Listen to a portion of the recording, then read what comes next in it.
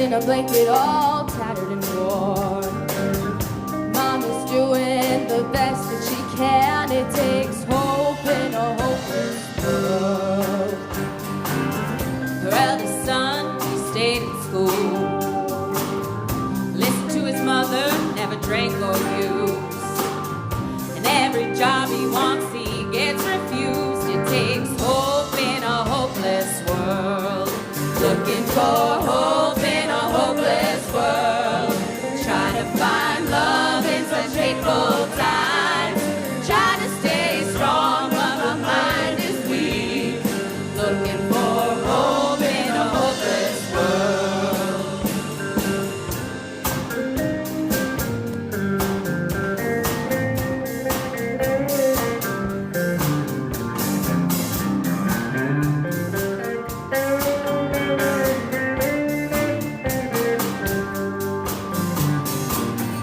Churches are full, but prayers are not heard. Saturday's child don't want to go to Sunday school.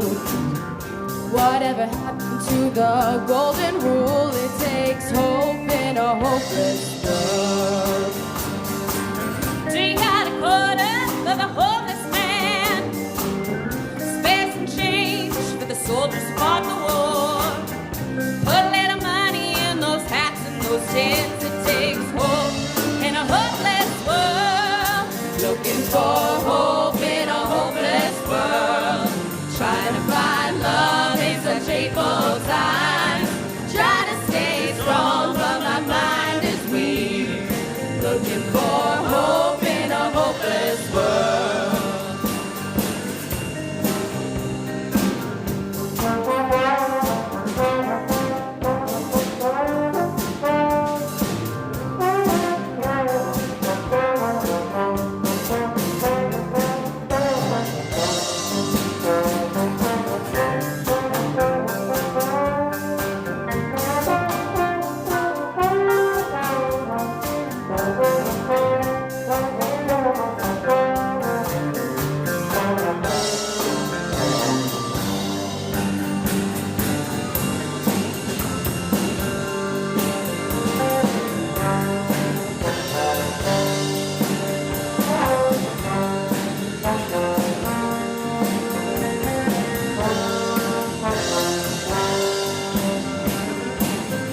Somebody out there gotta listen. Somebody out there gotta know what Pop's been talking about. Raise your hands if you're with us. Hope in a hopeless world. Looking for hope in a hopeless world. Trying to find love in such hateful times. Trying to stay strong but my mind is weak. Looking for hope in a hopeless world. Looking for hope in a hopeless world. Trying to find love in such hateful times. Trying to stay strong but my mind is weak. Looking for hope in a hopeless world.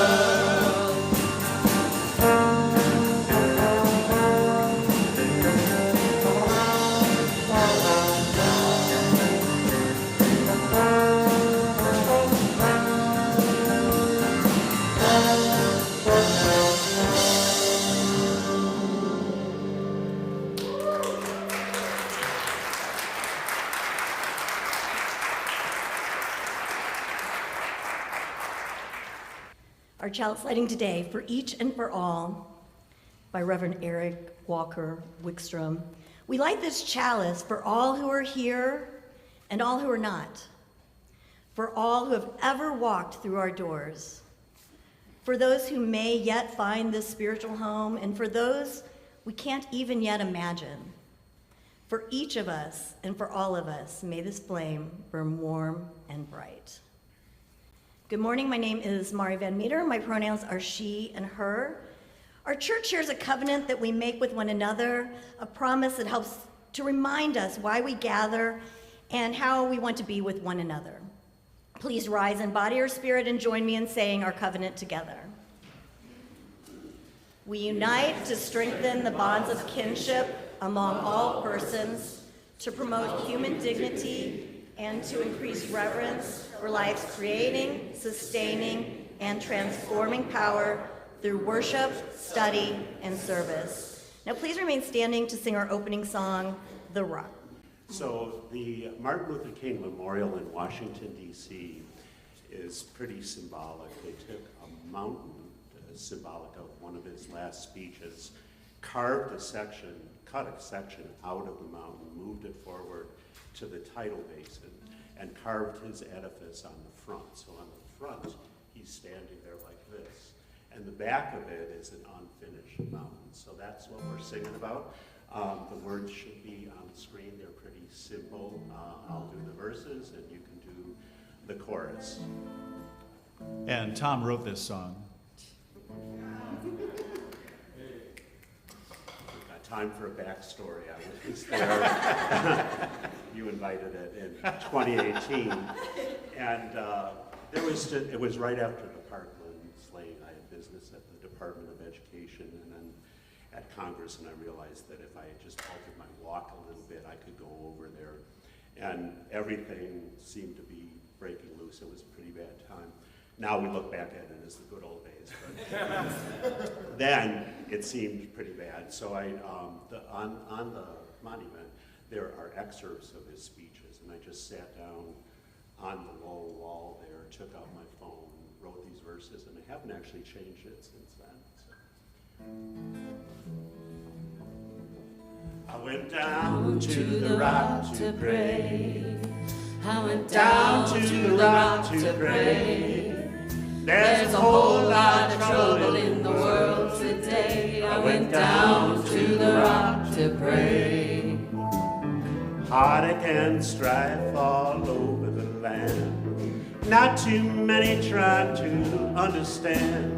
We need to come together, join hand in hand. I went down to the rock to pray. People only hearing what they want to hear. Intolerance, hate, greed, and fear. Where are the values that we held dear? I went down to the rock to pray. I went down to the rock to pray. I went down to the rock to pray. There's a whole lot of trouble in the world today. I went down to the rock to pray.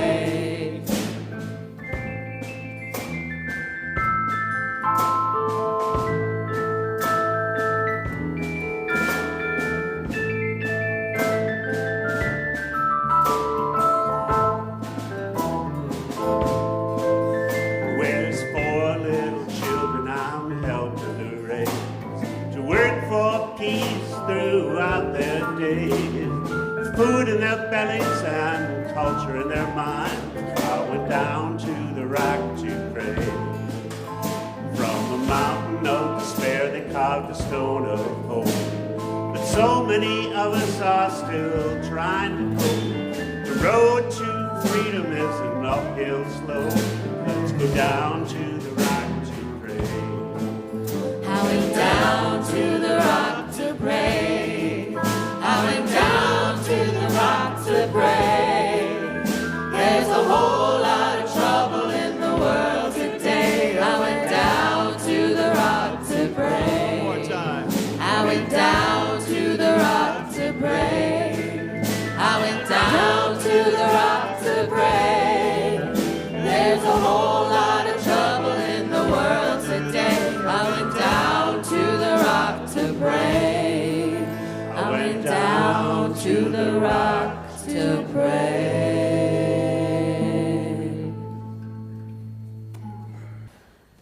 Amazing. I'm so grateful for this beautiful gathering of so much of the congregation up here on the chancel with so much love in their hearts. Thank you. Our opening words are from Maureen Pillerin. Blessed is the ground on which we stand, and holy is this place.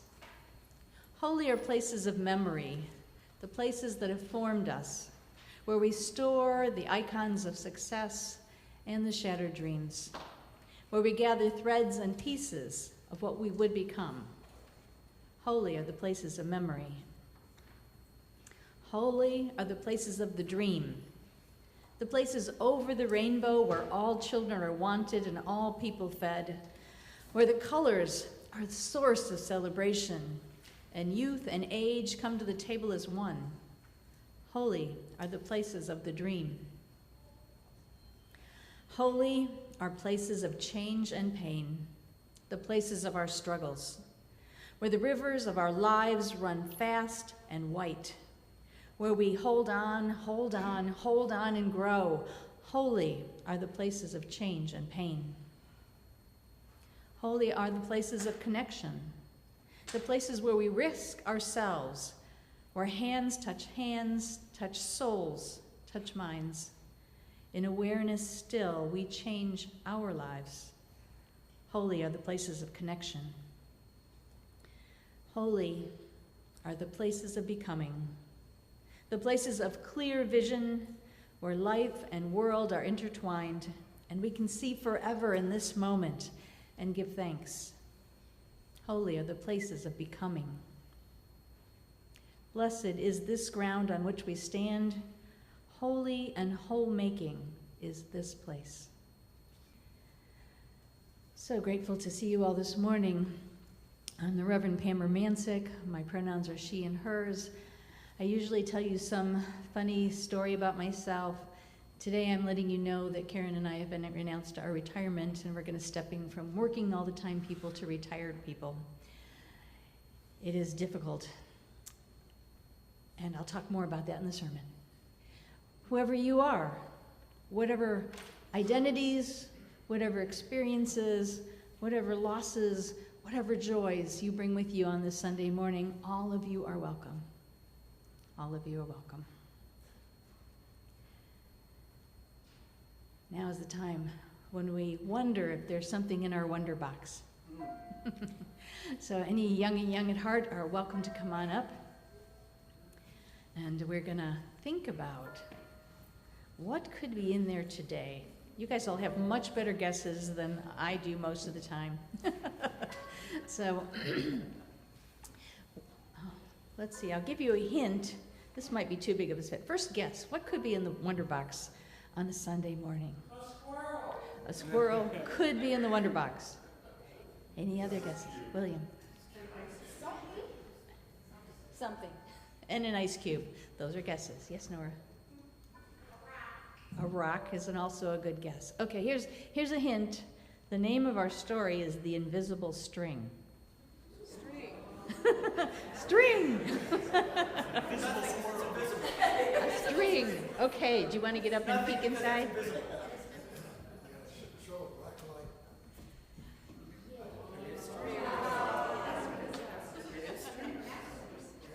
got all kinds of colors in it. So Mari is going to tell her story for us today because Reverend Karen's got a cold.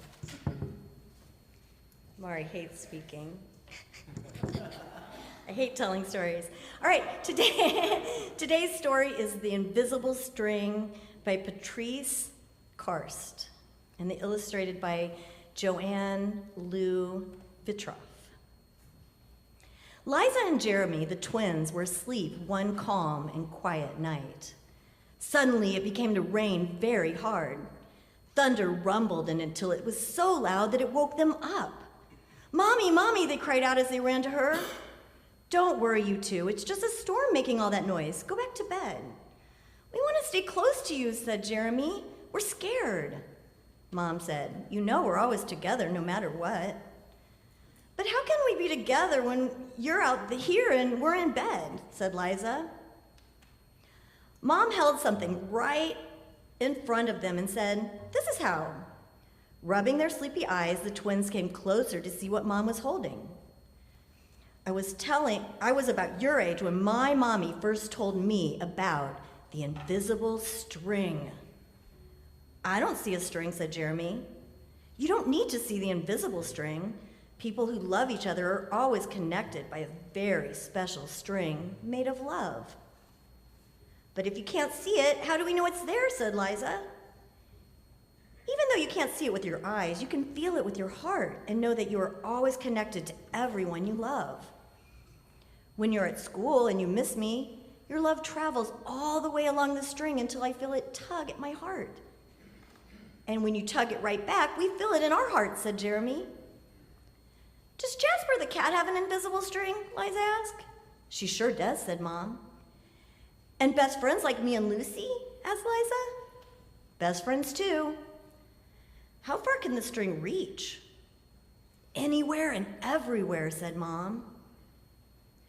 Would it reach me even if I were a submarine captain deep in the ocean? Asked Jeremy. Yes, said Mom, even there. Or a mountain climber? Even there. A dancer in France? Even there. A jungle explorer? Even there. How about an astronaut in outer space? Yes, even there. Then Jeremy quietly asked, can my string reach all the way to Uncle Brian in heaven? Yes, even there. Does the string go away when you're mad at us?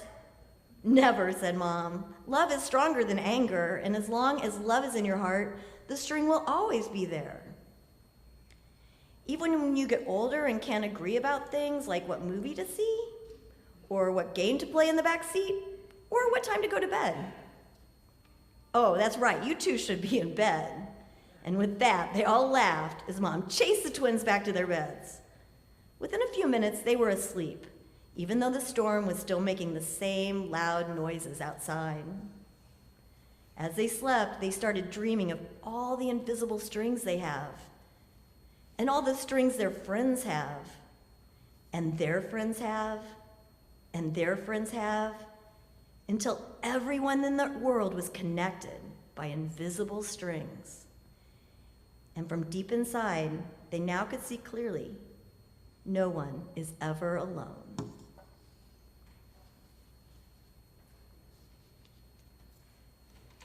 Okay, please join me as we sing Our Children Out.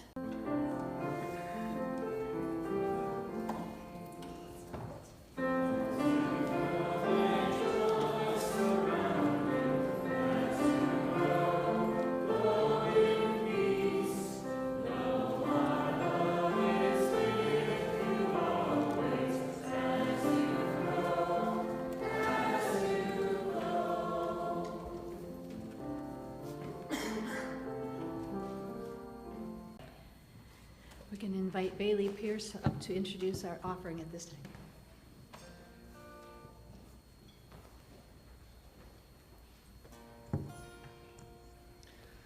Many of us dream of having a huge impact on our community.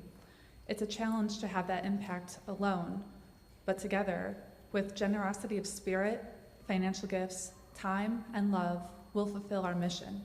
Together, we'll create a beloved community. Together, we'll inspire, heal, and belong. The offering will now be gratefully received.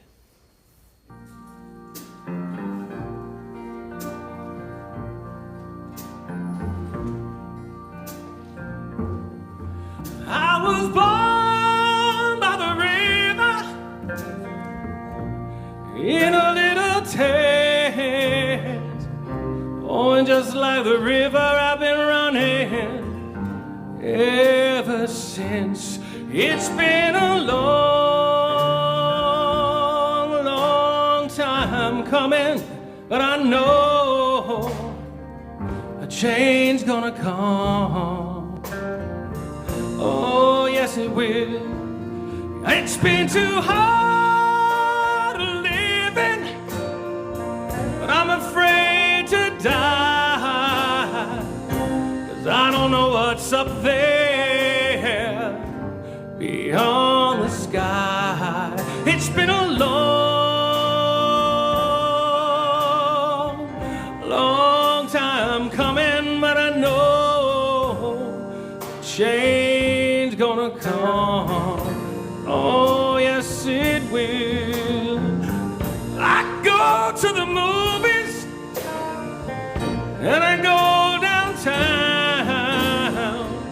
Somebody keep telling me, don't hang around. It's been a long,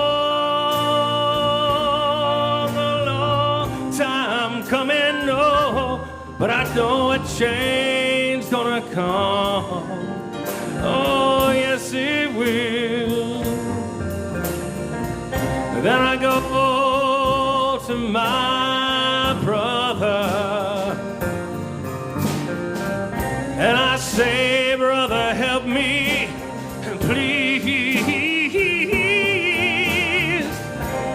But he winds up knocking me back down on my knees.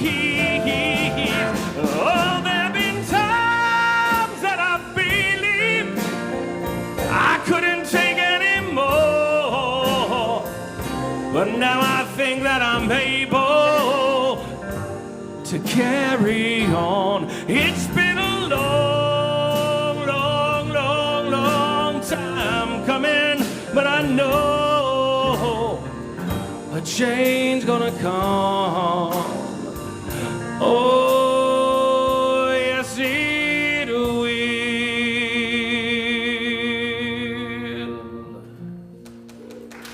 I'm so grateful for Tom with all the songs that the band has played to honor this weekend where we remember all the gifts that Dr. Martin Luther King Jr. left with us. I have a reading from Reverend Odette Fulbright Folsom. Holy Spirit, God of ages and so many names, we gather once again to rejoice in the light offered to the world by the Reverend Dr. King. His walk on this earth was a gift to generations, and today we are grateful for his life.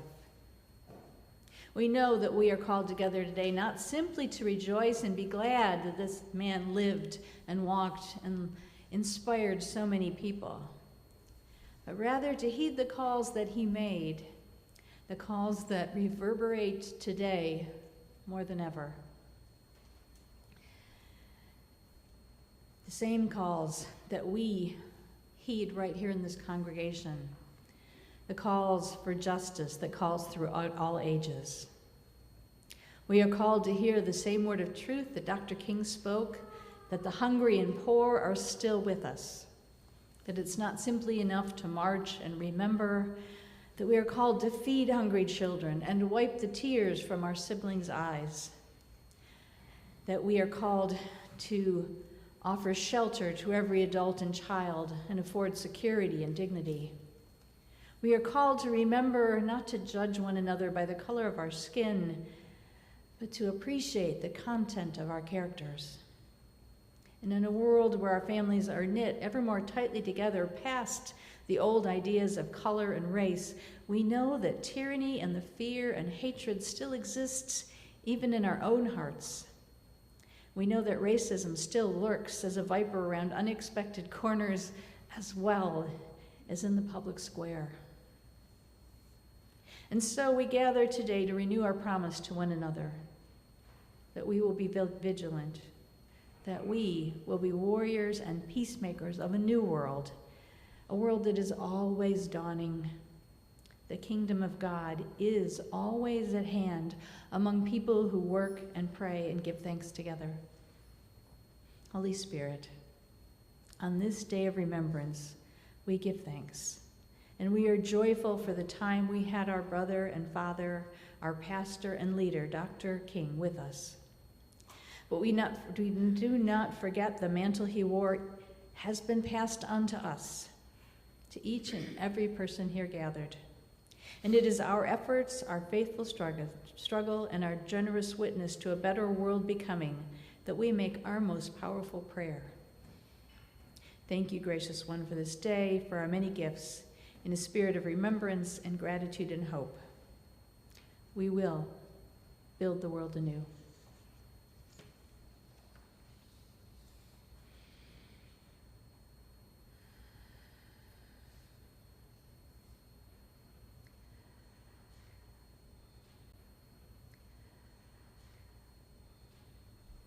We recognize the joys and concerns within this congregation.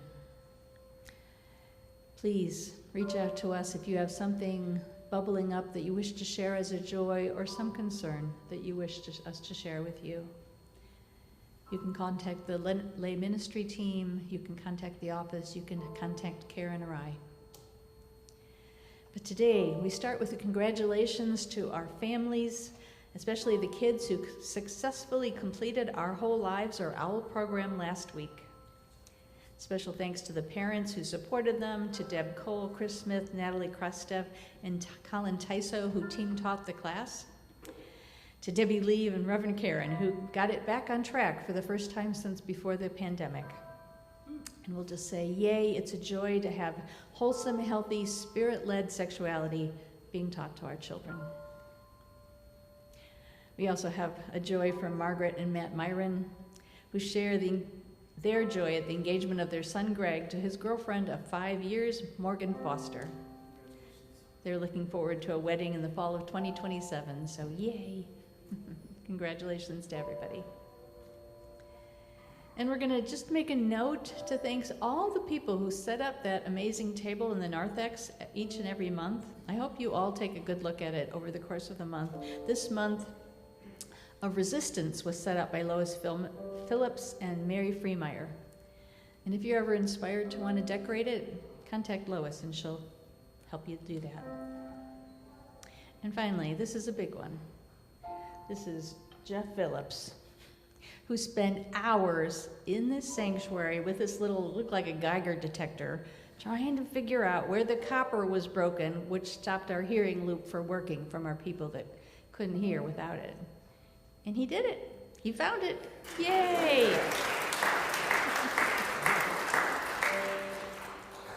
I'm just gonna tell you, I don't know how much this guy has saved this church so much money. Just, take him out to dinner.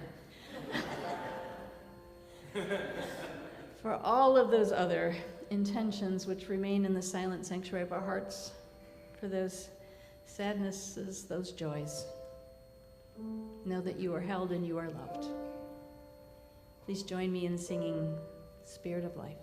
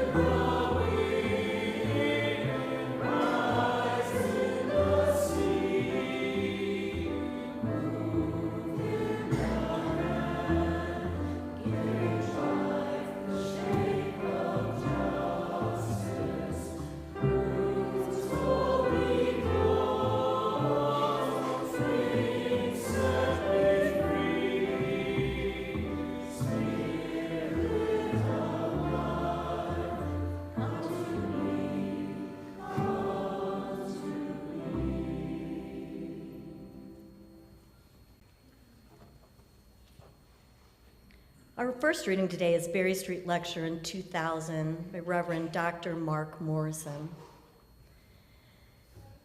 Ministry takes enormous courage or romantic obliviousness to the repercussions of giving one's soul to the church. Mary Oliver's poem, In the Blackwater Woods, describes what it is required.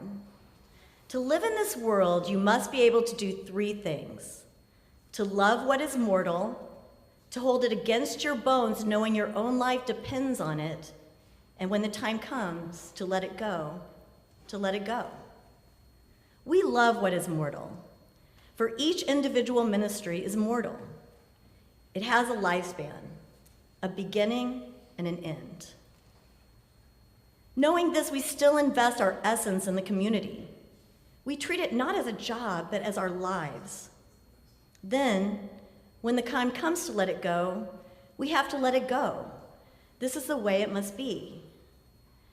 Forrest Church writes, "The fact that death is inevitable gives meaning to our love, for the more we love, the more we risk losing." Love's power comes, in part, from the courage required to give ourselves to that which is not ours to keep: our spouses, our children, parents, dear and cherished friends, and congregations. It takes courage to throw off caution and enter fully into life. The risk of loss is not just great, it is certain. Therefore, it takes courage for us to wholly engage in the life of the community, knowing that what awaits us at the end of our ministry is grief. A grief made deep by comforting familiarity, conflicts weathered, and dreams once shared. Thus ends the reading. Our next reading is a responsive reading. I'm assuming that the words will be on the screen. Yes? Okay. Yay. All right.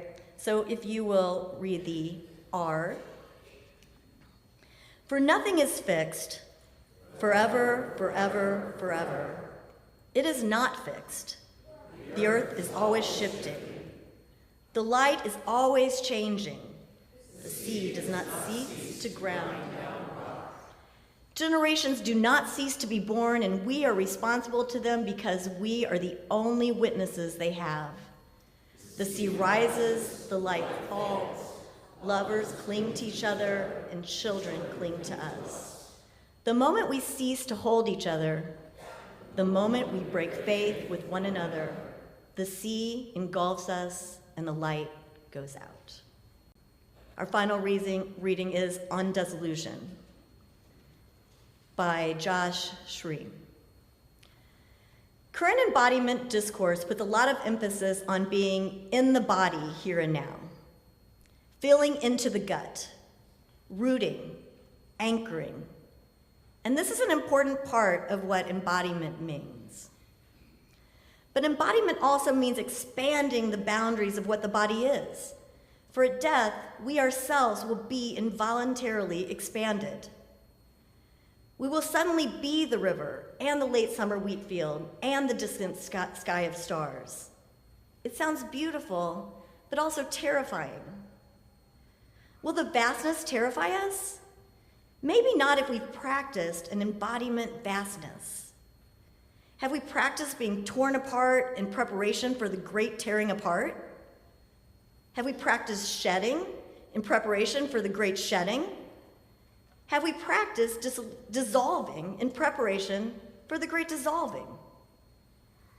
Embodied cultures, from the Kalahari to Siberia, regularly practice leaving the limits of the body and flying into the great body. Embodiment is also this: leaving what we call the body. Can we hold this? That embodiment also means being torn apart or flying away. To fly is to also be embodied. True embodiment also recognizes the death of the body, or the corpse of Osiris, the part where our body is infinite, the place where our body is ancestry and light and time, the place where spirit flies. In our quest for embodiment, let us not forget how to fly. Thus ends the reading. Come on, Reverend Pam. It might be a little conceited to compare a minister leaving a church to death. Overdramatic? Maybe. But really, what is life but a dance with death? The power and joy of life comes from knowing it's not going to last forever. Everything we experience is finite. One of the Buddhist slogans is everything has a beginning, a middle, and an end.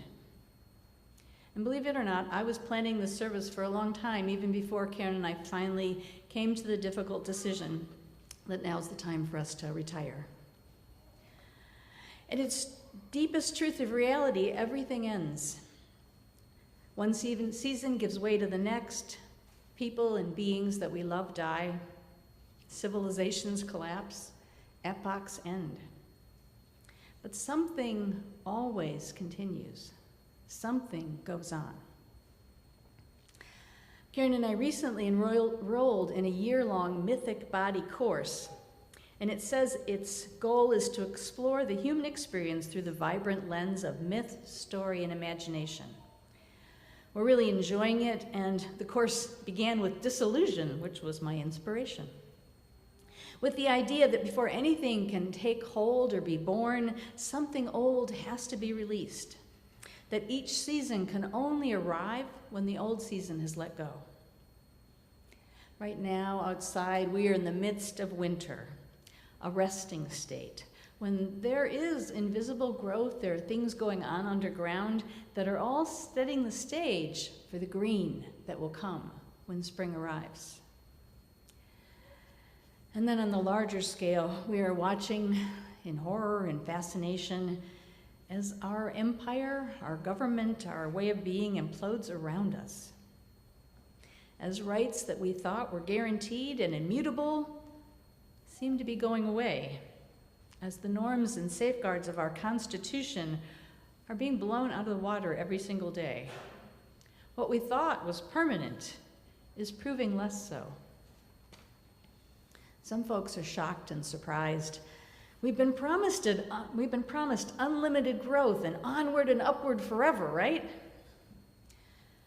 The only reason any of us fell for that is because we'd become so disconnected with the sacred seasonal nature of life, from the earth's cycles, from the natural expansion and contraction of everything in this field of matter, even our bodies.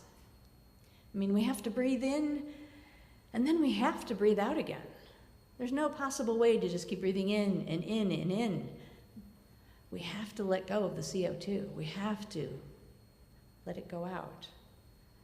Our human hearts also beat a constant beat of releasing and then refilling again, releasing and refilling.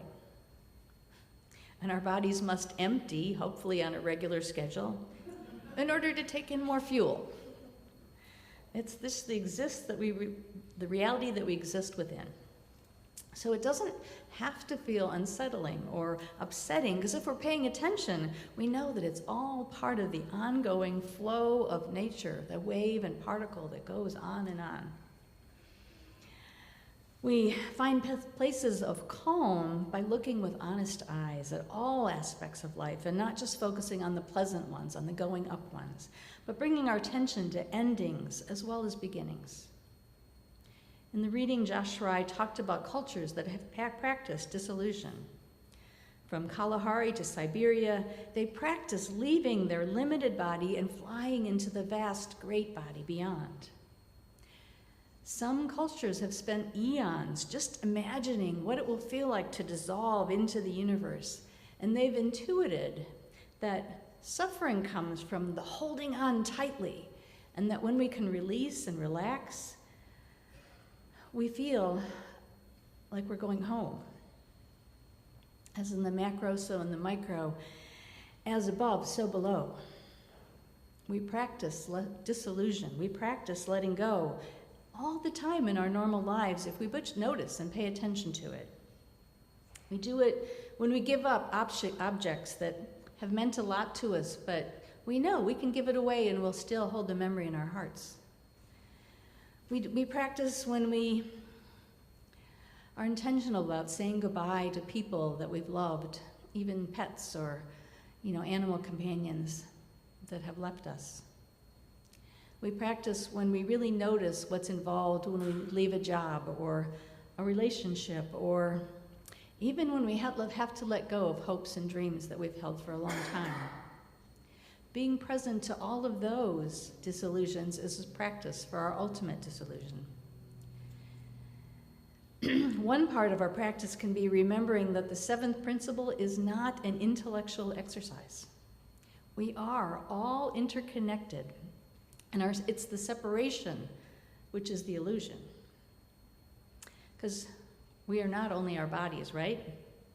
What about all of the parts of our bodies that are not human? What about the bacteria that lives on our skin and in our guts and all the micron parts of our body? Are the bacteria us? Are they not us? We couldn't be us without them. What about the water we drink? It filters into every cell in our body, and then it's released carrying out toxins. We can't observe any of that on our own, but is that water us, or is that water that leaves? The boundaries of what we call ourselves are so much more porous than we are generally aware of. And when you shake someone's hand, the bacteria on their skin will be transferred to the bacteria on your skin, and then the bacteria in your skin will do its best to kill it. It's all kind of icky, but really, it's life in these bodies. And practicing death means we are so much more than what we generally notice in a day-to-day life. It means taking time to be aware of the impermanence of life and noting the cycles of life and death, of rebirth, of dissolution and growth that surround us every moment. And then finding a way to lean in, to appreciate, to instead of pushing it away or pushing it down or ignoring it, holding it to us, because it's part of who we are. A very wise person I know, all right, it's my wife, has talked about her theory of heaven and hell ever since I first met her. And the way she described it, she says that people who are really tied into life, who think that all the stuff and the power and the illusions are real, so real, that those are the people that are going to have the hardest time with death. Because when they die, they're going to be filled like everything is pulled away from them that they put their faith in. So it's going to feel terrible to lose those gold toilets or huge bank accounts or ability to be terrify half the world if that's all you know yourself to be. That's all you think all that outside facade is what you think is all of you. When it's taken away, you're going to feel like nothing, like you have nothing. But for those people who know themselves as interconnected, who know we're connected to each other through those invisible strings, who know we're connected by love and kindness and compassion, then it won't be hell at all, will it? It's just transforming one way of connecting to another way. It's been described as the drop of water rejoining the sea, welcoming, peaceful, coming home, heaven. It makes sense to me, to many other wise teachers. My wife might be right about this one. We have to practice disillusion. And it's funny how, when you really think about it, all the most profound things in life end up being paradox. It's giving away things that make us feel rich. It's being vulnerable that allows us to connect to the people around us. It's offering forgiveness that frees us much more than any person we've ever forgiven. And being present to death allows us to experience life. William Butler Yeats wrote, "Death informs life. It is the mother of life itself. For how could we conceive of life if there was no death? It is only because we conceive of life that we know we must taste it lingeringly, trying every flavor and nuance, drink in the full experience while we can." End quote. Death informs life. Just as each loss makes way for new experiences, a chance to explore and see the world with fresh eyes. And up close, in real life, it still hurts. We did let the board know this week, and we let everybody know that we're retiring at the end of the church year in June. Most of you got our letter yesterday, or there's a copy out in the narthex. And I really want to say it's not been an easy decision. We've been wrestling with it for the better part of a year, because this is a great church. It is a wonderful community, and we are going to miss being with you. But, there's always a but, it's time for another chapter for us. Time to step back from the fullness of full-time working life and smell the roses or the pumpkin blossoms in my garden, as it were. When I was first ordained, I expected that I'd work till I was at least 70, right? I wasn't house painting anymore, so how hard could it be? But that was my 50-year-old self who didn't understand how bodies age and who didn't realize, I think, the emotional heavy lifting of walking with 200 people. I look around this room and see so many people that I've come to know your stories, come to appreciate, come to love. I've walked with some of you in very hard times. I've celebrated with others in joyful times. And you are all in relationship with two of us. We are in relationship with 200. It's good. We love you. It's hard. And honestly, I'm tired. My memory is not what it used to be, and I really live in constant fear that I'm going to have forgotten some important detail about one of you that I should remember. That there's a card that I should have sent, there's a call that I should have made, that I missed, and I know I've missed connections that I wish that I had reached out and made. And on a wider scale, I've done almost nothing to connect this congregation with the wider world, and that's important, but I have not had the energy to do that.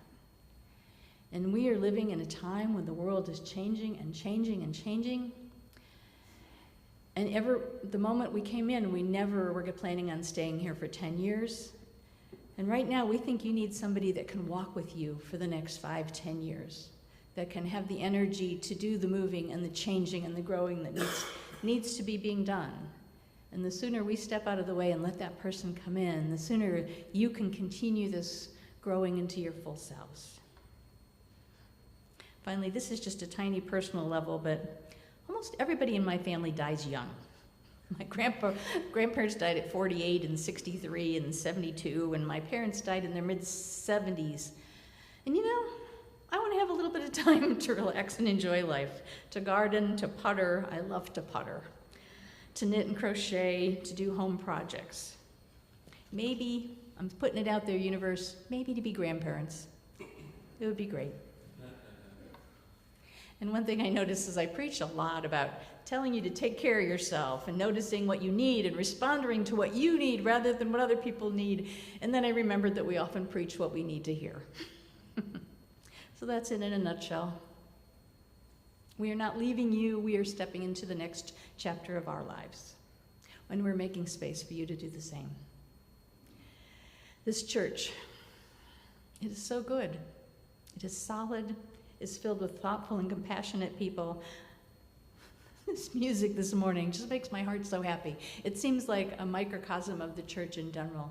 This band shifts people every time it steps up here, but it brings so much joy and energy and enthusiasm. And it's what this congregation is. People stepping up, people stepping back, people bringing their gifts, people bringing their full humanity to make this congregation so much better. So Karen and I have no doubt at all that you are going to continue to thrive and grow and just be an amazing community. And we are going to be connected by that string. We are going to be rooting you on. And we are going to be always, always grateful, always carrying you with our hearts, knowing you will never leave this spot. So, yay, countryside. Amen and blessed be.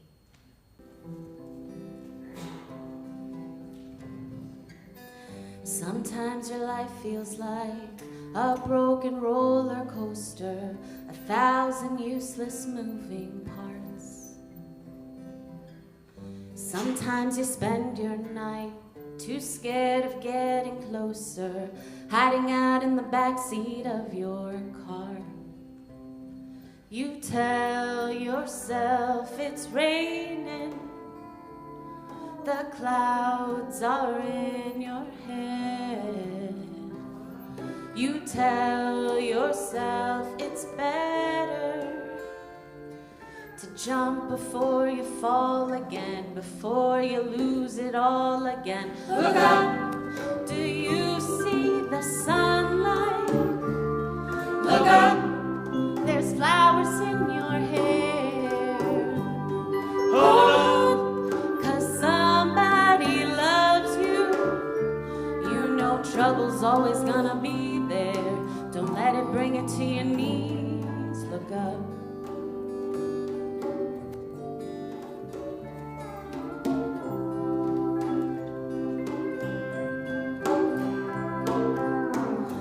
Mondays aren't always bright. Some days you lose the fight. But life can be beautiful if you let it be. Tomorrow keeps taunting you with all kinds of mystery. It's a blank page for your poetry if you let it be. So don't tell yourself it's raining. The clouds are in your head. You tell yourself it's better to jump before you fall again, before you lose it all again. Look up, do you see the sunlight? Look up, there's flowers in your hair. Hold on, 'cause somebody loves you. You know trouble's always gonna be there. Don't let it bring you to your knees. Look up.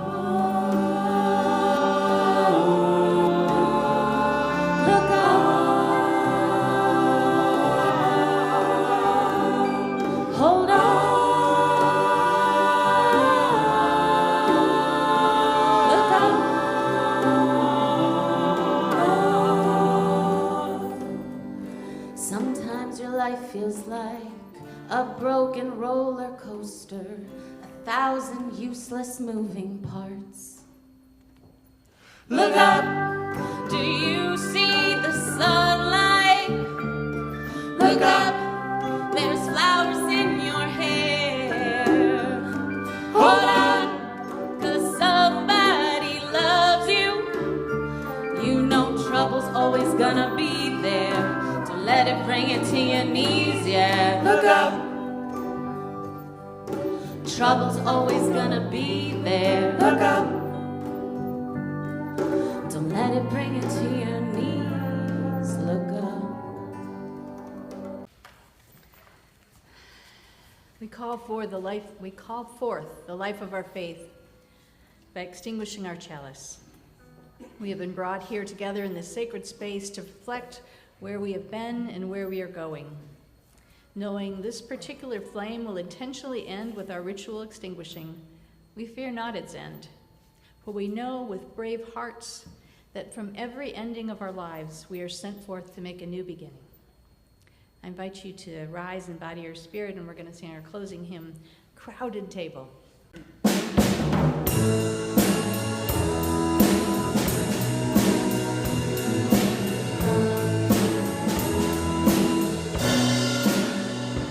You can hold my hand when you need to let go. I can be your mountain when you're feeling valley low. I can be your street light showing you the way home. You can hold my hand when you need to let go. I want a house with a crowded table and a place by the fire for everyone. Let us take on the world while we're young and able, and bring us back together when the day is done. If we want a garden, we're gonna have to sow the seeds. Plant a little happiness, let the roots run deep. If it's love that we give, then it's love that we reap. If we want a garden, we're gonna have to sow the seeds. I want a house with a crowded table and a place by the fire for everyone. Let us take on the world while we're young and able, and bring us back together when the day is done. The door is always open, your picture's on my wall. Everyone's a little broken, and everyone belongs. Yeah, everyone belongs. I want a house with a crowded table and a place by the fire